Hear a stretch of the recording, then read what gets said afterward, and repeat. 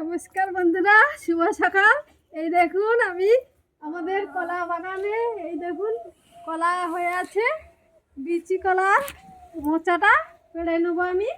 এই দা হয়ে বেঁধে নিয়েছি, এবারে মোচাটা পেড়ে নিচ্ছি। মোচাটা পেড়ে নিয়েছি, কত বড় মোচা দেখুন। আজের সবজি বানিয়ে আপনাদের দেখাবো। এই দেখুন আমাদের আর একটা ভালো জিনিস দেখুন, গাছে কি সুন্দর ডাব হয়ে আছে দেখুন। এই দেখুন জল দিয়ে নিয়েছি, এতে একটু হলুদ দিয়ে দিয়েছি যাতে কষটা বেরিয়ে যায়, এতে হলুদ দিলে ভালো। এবারে হাতে একটু সর্ষের তেল লাগিয়ে নেবো যাতে কষটা না লেগে যায়, হাতে কালো হয়ে যাবে, এই জন্য সর্ষের তেল লাগিয়ে নেবো। এবারে মোচাটা আমি কেটে নিচ্ছি। দেখুন মোচার এইগুলো বাদ দিয়ে দিতে হয়, এইগুলো বাদ দিয়ে ছাড়িয়ে আমি মোচাটাকে কেটে নিচ্ছি। এই দেখুন বন্ধুরা, মোচাটাকে সিদ্ধ করে এই যে জল ঝারিয়ে রেখেছি, আর এখানে মোচার আলুটাকে সেদ্ধ করে নিয়ে যে ভেজে নিয়েছি সুন্দর করে। এই দেখুন মাছের মাথাটাকে কড়াইতে সুন্দর করে ভেজে নিচ্ছি। এই দেখুন আমার তেল গরম হয়ে গেছে, এবারে এতে আমি দিয়ে দিচ্ছি এলাচ, লবঙ্গ দুটো আর দারুচিনি, আর এই তেজপাতাটা দুটো কেটে দিয়ে দিচ্ছি। আর দিয়ে দিচ্ছি অল্প একটুখানি সাদা জিরে। দেখুন মশলাটা গন্ধ চলে এসছে, এবারে আমি এতে পেঁয়াজ বাটা দিয়ে দিচ্ছি।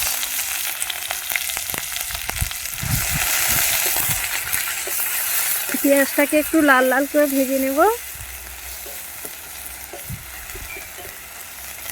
আপনারা চাইলে এতে চিংড়ি মাছও দিতে পারেন, কিন্তু এখন তো বর্ষাকাল নয়, চিংড়ি মাছ ঠিকঠাক পাওয়া যায়নি, এই জন্য আমি মাছের মাথা ব্যবহার করেছি। আপনারা চাইলে নিরামিষও বানাতে পারেন, নারকেলের কোড়া দিয়ে খুব স্বাদ হয়, ঘি নারকেল কোড়া দিয়ে বানালেও খুব সুন্দর লাগে, একটু ছোলা ভিজিয়ে দিলে।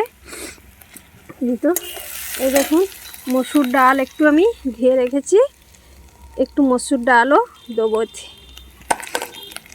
দিলে এটা সুন্দর হবে খেতে।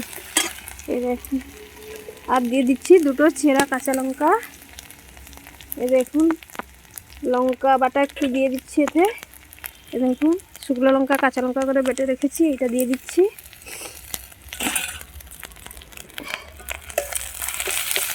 এটাকে একটু কষিয়ে নিয়ে তারপর আর মশলাগুলো দেবো। এই দেখুন জিরা ধনিয়া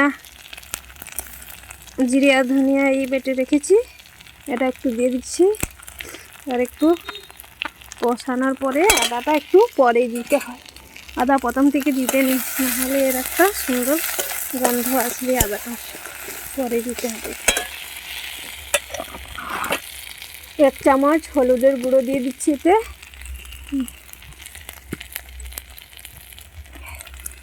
অল্প জল দেবো, জল দিলে মশলাটা ভালো কষানো হবে। এবং জল দিয়ে দিচ্ছি, মশলাটা এবারে ভালো করে কষিয়ে নেব।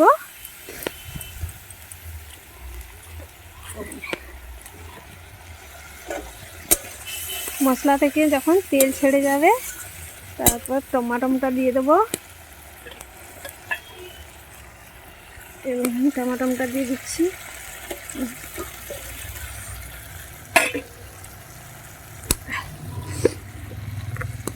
টমাটোটা দেওয়ার পরেই লবণটা দিতে হবে, দিলে টমাটোটা ভালো গলবে। এই দেখুন কি সুন্দর মশলাটা কষানো হয়ে গেছে, একদম লাল হয়ে গেছে, তেলটা ছেড়ে দিয়েছে। এবারে অল্প একটুখানি চিনি দিয়ে দেবো, আপনারা চাইলে চিনি নাও দিতে পারেন, কিন্তু এতে একটু চিনি দিলে ভালো লাগে। এই দেখুন অল্প চিনি দিয়ে দিচ্ছি।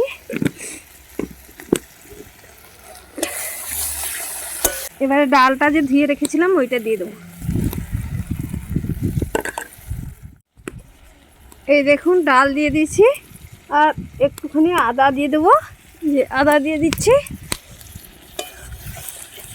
এবারে ডালটাকে আমি একটু ভালো করে কষিয়ে নেব। এবারে আমি এতে মোচাটা দিয়ে দিলাম, মোচাটা দিয়ে দিয়েছি। দেখুন এ দিয়ে দিচ্ছি আলু আর মাছের মাথাটা যে ভেজে রেখেছিলাম ওটা দিয়ে দিলাম। আজকের খুব ঠান্ডা পড়েছে বন্ধুরা, এত রোদও উঠিনি, শীত। এই দেখুন বাতাসও হচ্ছে, এই জন্য উনুনটা ঠিকঠাক জ্বলছে না, এত বাতাস হচ্ছে তো আমার খুব কষ্ট হচ্ছে। দেখুন এই দেখুন হয়ে এসছে।